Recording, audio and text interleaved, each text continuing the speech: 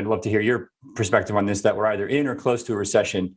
One, what's your feeling on that? And two, no, we're in. Yeah, we're in. Okay. Then that part of the conversation is easy. So you and I both lived through the dot-com era. And I remember talking to kids who had never lived through a recession before then, who thought that stocks just always went up and to the right. And there's a lot of people here, like I said in the opening, under the age of 34, who've probably never been in a recession, other than, they probably graduated college maybe after the Lehman crash, or, at the beginning of COVID. Nobody really knew what to make of that. It's not a recession in a traditional sense.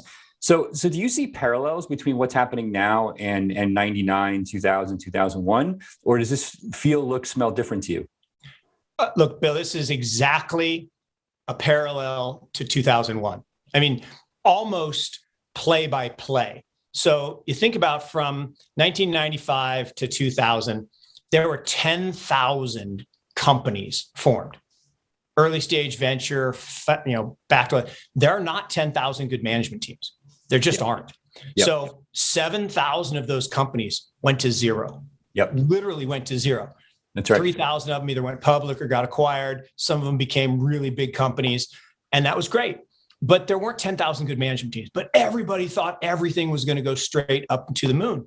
Mm-hmm. And in 2000, the market finally, in March 24th, 2000, finally, someone said, wait, the emperor has no clothes, literally.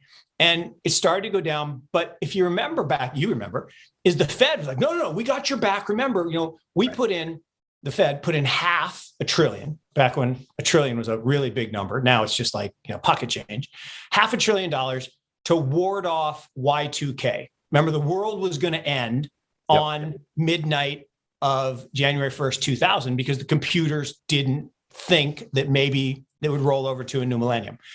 But anyway, it did. The world didn't end, but they said, oh, we got your back. So the market actually rallied from kind of summertime through September, almost all the way back to even. And then people woke up and said, whoa, wait a second. And Cisco, just like they did the other day, said, well, I know we said we made a bunch of money the last few years, but we really didn't.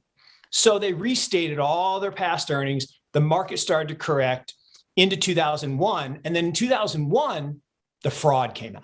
I mean, like WorldCom, Enron, and the credit markets blew up. And you and Nat were talking about credit markets. That's the key, right? Bonds are down big, right? Traditional bonds down 10%, long bonds down 20%, although I think they're a pretty good buy here as defense.